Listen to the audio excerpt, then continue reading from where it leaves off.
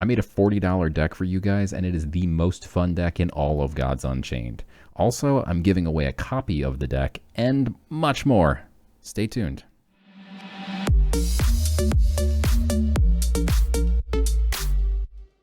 What's up, guys? Next week, we're doing the 3 days of Coppermas. That's like the 12 days of Christmas, but way cooler and non-denominational. So, we're going to be giving away all kinds of things over on my twitch.tv/CopperPitch. Make sure you drop me a follow. We do raffles all the time over there.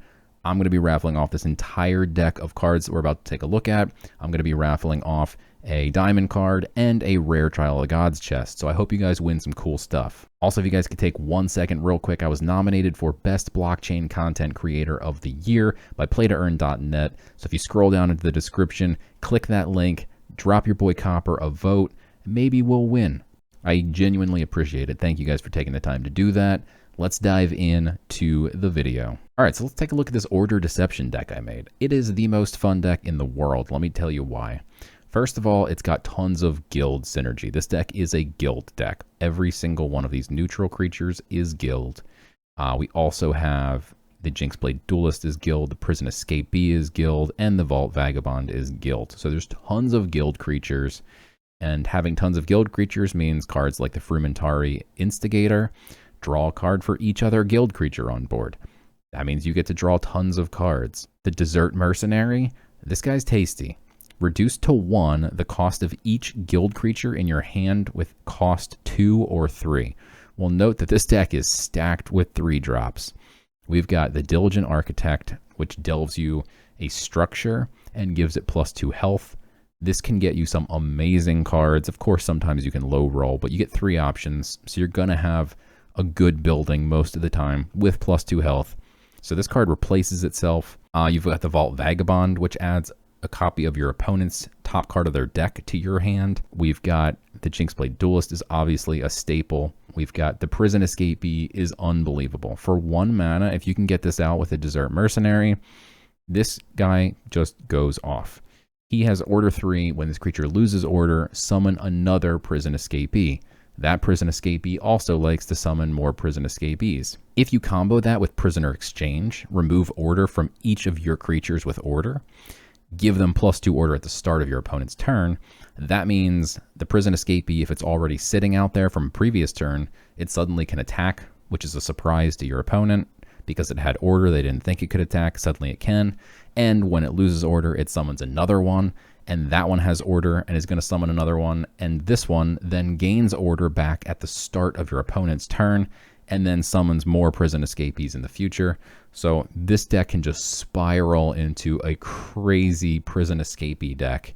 But even if you can't get your Prison Escapees out for cheap, the Desert Mercenary can usually get a couple things reduced, and just cheating a few mana is going to be enough to win a lot of times. The Iron-Tooth Goblin is guild, and it removes 3 durability from your opponent's relic. This is the only Genesis card in the deck, and it's a phenomenal card. In terms of the legendary cards in this deck, we have the Hollow, and the Hollow has Backline and Ward.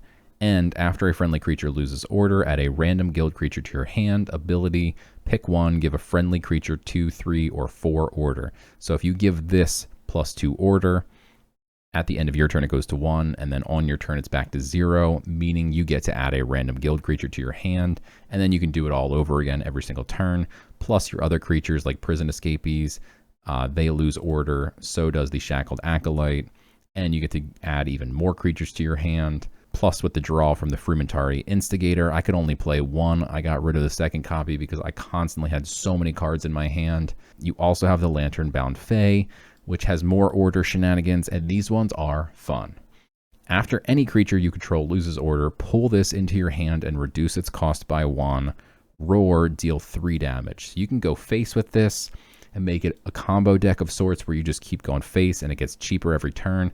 The first time I played it, I got it down to 0 mana. Went face for the lethal. It's a ton of fun. If you just need it to clear creatures, you can do that. It's a 3/4 body, which is okay.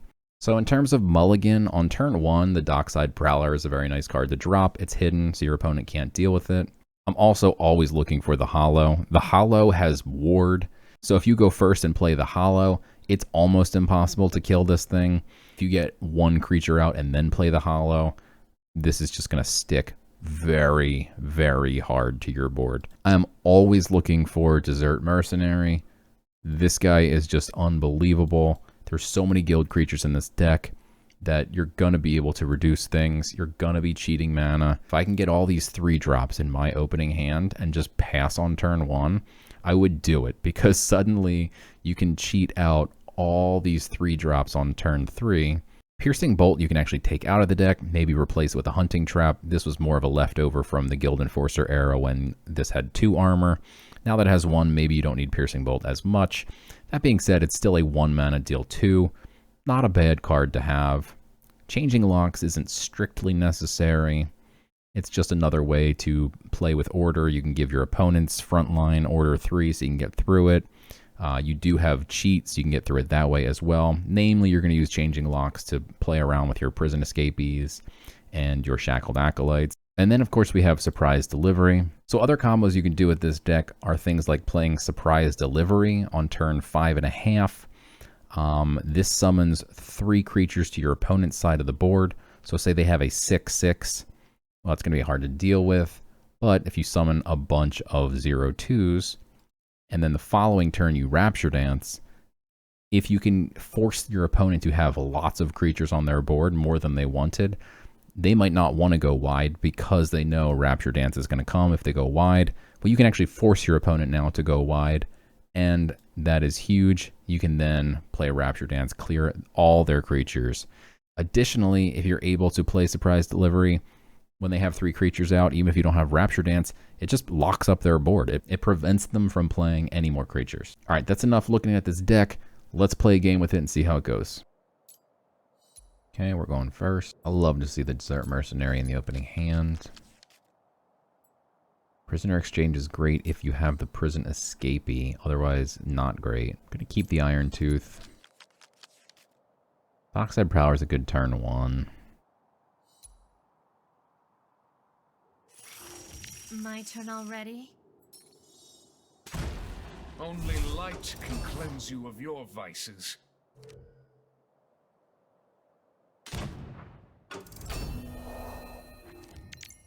Ooh.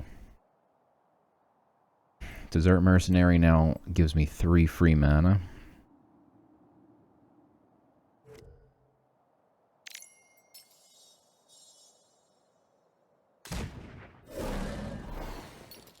Question is, do we trade or go face? Light has a lot of ways to heal.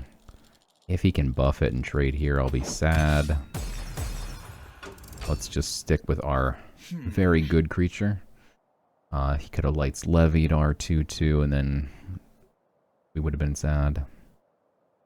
I think this is the best line. Wow, he just lets us trade. Lets us trade while also getting the Prison Escapee out. We save the Iron Tooth for Lysander's Spear, or Writ. One of his relics that can mess things up here. Ooh, that's unfortunate. That is very unfortunate. That is extremely unfortunate. Well, if we don't kill this, he can take out the newly summoned 3/2. And also he could canonize this, so let's never leave Light with stuff on the board. Ouch. And we float 4 mana. Not a good look.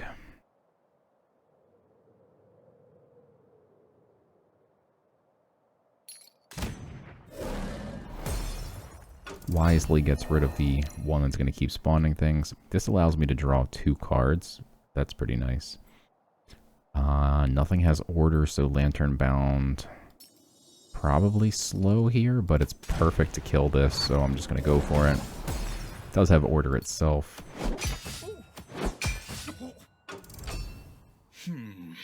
We do have a nice 4-drop plus the Archer next turn. There goes my 3/2. Ooh, Radiant Dawn. Okay. It's a nice 2-for-1 on this. We can change locks. This comes back to hand, and then we hit this. But it only hits it for 3. And we don't quite have enough to also Archer.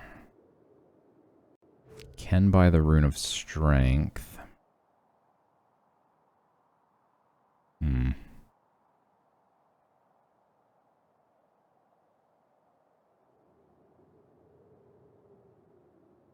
Alright, so if we Archer this guy, hit this, kill that. This is coming back into my hand anyway. There's no benefit from wasting changing locks here.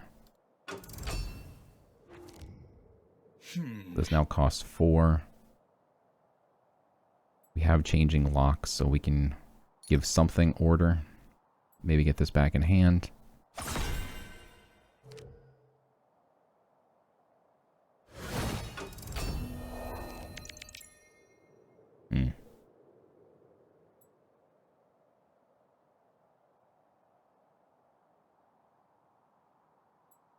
Rapture Dance is tempting. We can't let him get Asterius off on any number of creatures, so might be very important to do this. Gain a bunch of favor.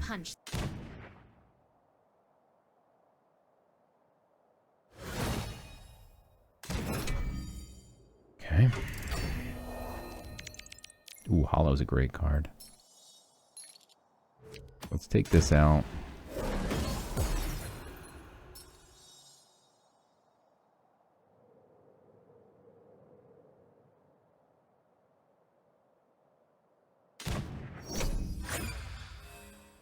I'm gonna buy the Rune of Strength here. Defiance will earn you nothing Because once he kills this, if he plays like an Asterius here, it's gonna be brutal. If he also grabbed the Rune of Strength, we'd just be in trouble probably.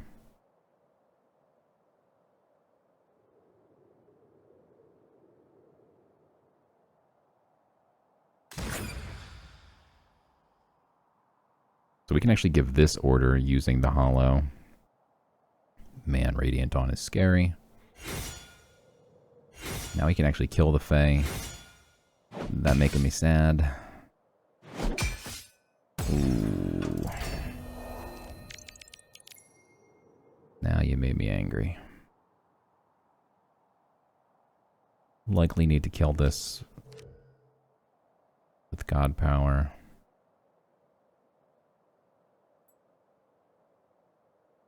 Mercenary, not bad.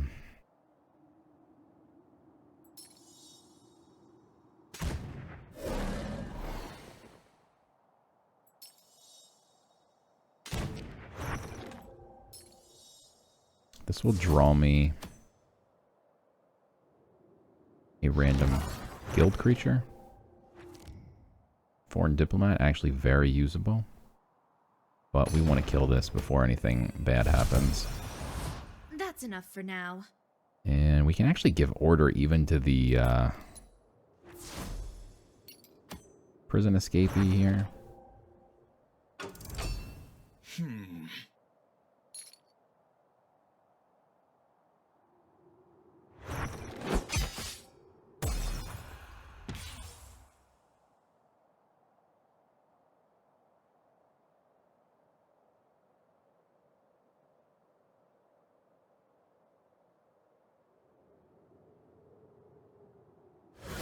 You can draw a lot of cards with Frumentari.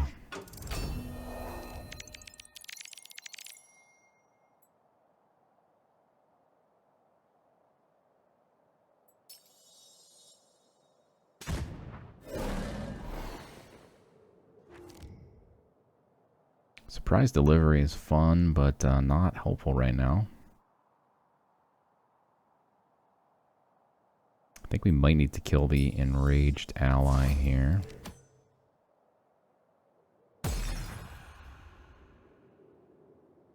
And we're going to get another... We do have room for one more creature. I think we have to ping this, though. It feels very bad, but he can play more dangerous creatures next turn and then buff them as well. So we'll just give them the buff now.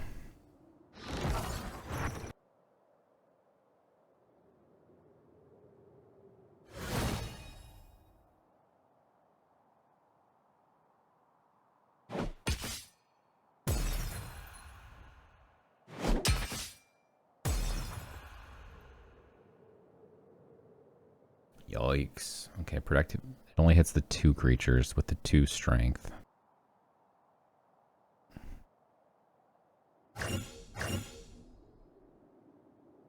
Yikes.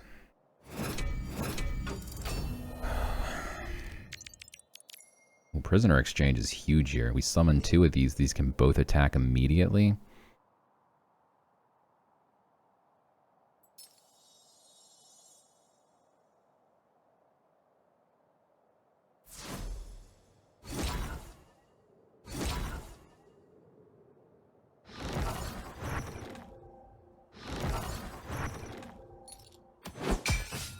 So let's ping this one. I really want to get to that Rune of Fire before he does. This might enable me to do that.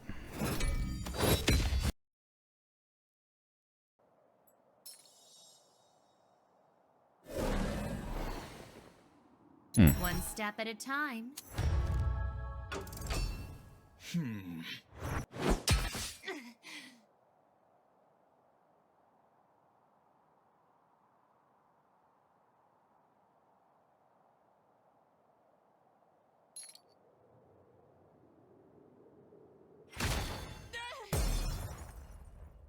Kind of helps me out a little bit. I'm running out of space here. I think we definitely start throwing these surprise deliveries out. This is 12 damage.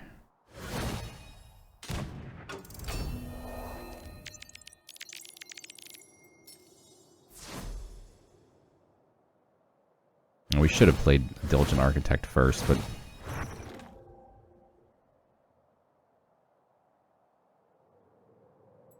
let's play this and see what we get. I'm tempted to grab the Anvil here.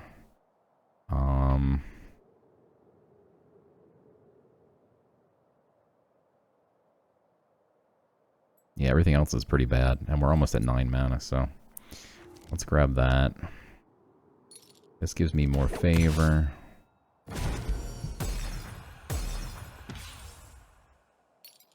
Still worried about Asterius.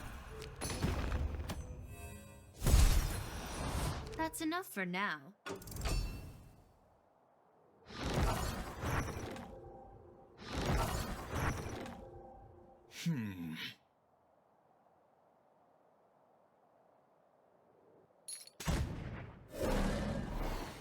It's nice if he clears these out, because Theriel's Anvil is going to summon stuff every turn. We don't want him to clear them all out yet, but slowly over time is fine.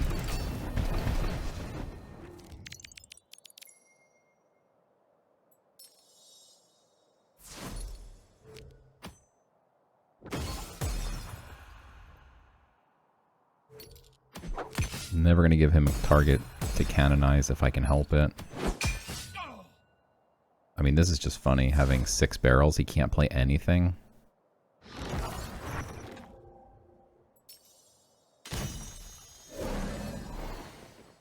Ooh, the Hollow in Diamond? Seems fun.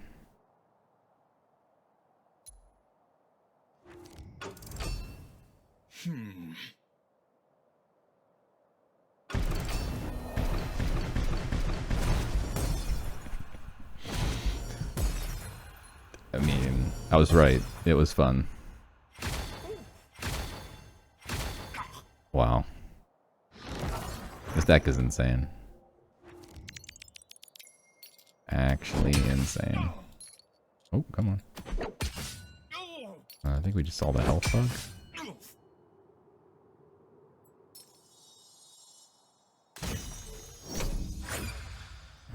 Oh.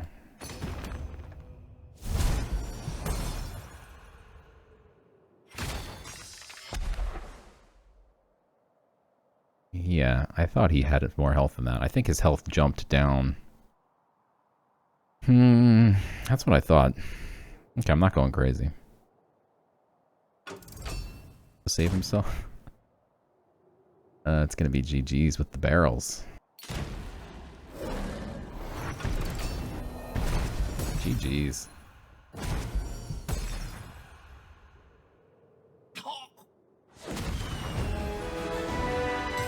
Thank you guys for watching. Make sure you hit that sub button, and I will see you next time.